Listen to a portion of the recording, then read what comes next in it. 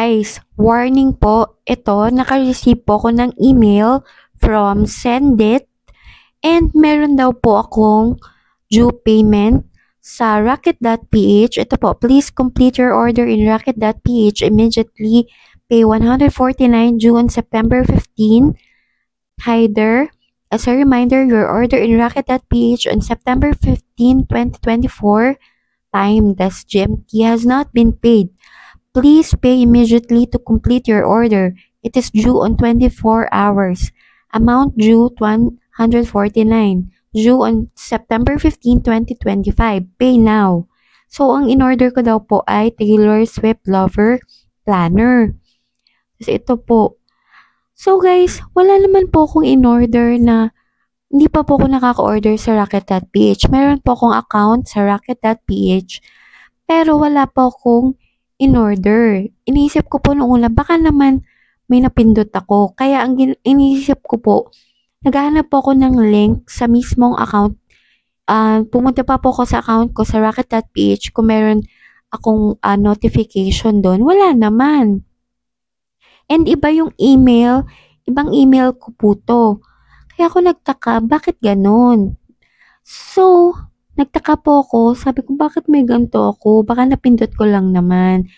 So, buti na lang po, nagkaisip ako, baka naman scam to. So, nag-search po ako sa Google, sinearch ko po, Sendit and Rocket.ph scam. So, yun po, scam pala po to guys. Baka po makatanggap po kayo nito, wag nyo na pong pindutin yung pay now.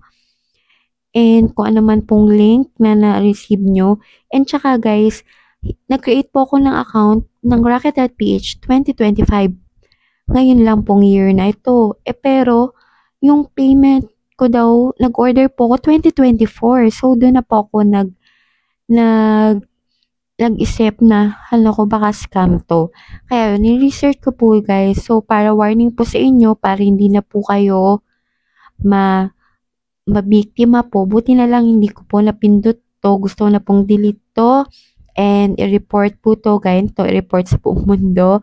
Sa buong Pilipinas. Na scam po to guys. Ignore nyo. Report nyo po guys. So mamaya papakita ko po yung screen record sa Google na ebidensya confirmation na scam po ito guys. Ayan po. So, ignore nyo na po guys. Huwag na po kayong kabahan dahil wala po kayong due payment. Hindi po ganito mag-send ng kung ano man pong payment ang Rocket.ph or Sendit. Nagamit lang po yung Rocket.ph at Sendit. So, yun lang po guys.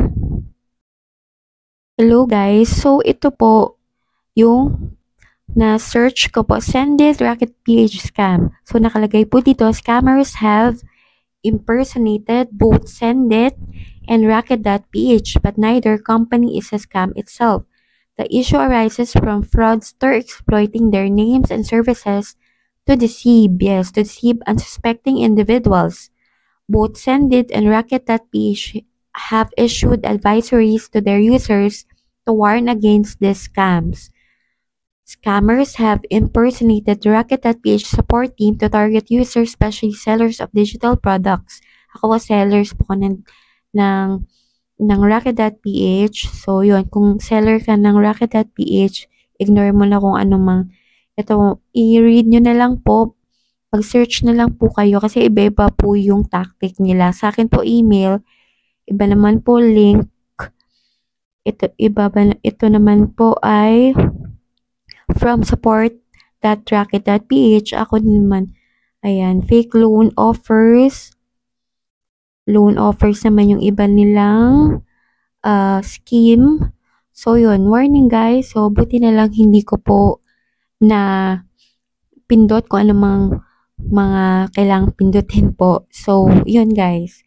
Buti na lang. So, i-delete ko na po yung sa email ko. I-report ko na po yan. Kaya ito guys, ito na po yung confirmation na scam po ang mga email or mga link. So, yun lang po guys. Thank you.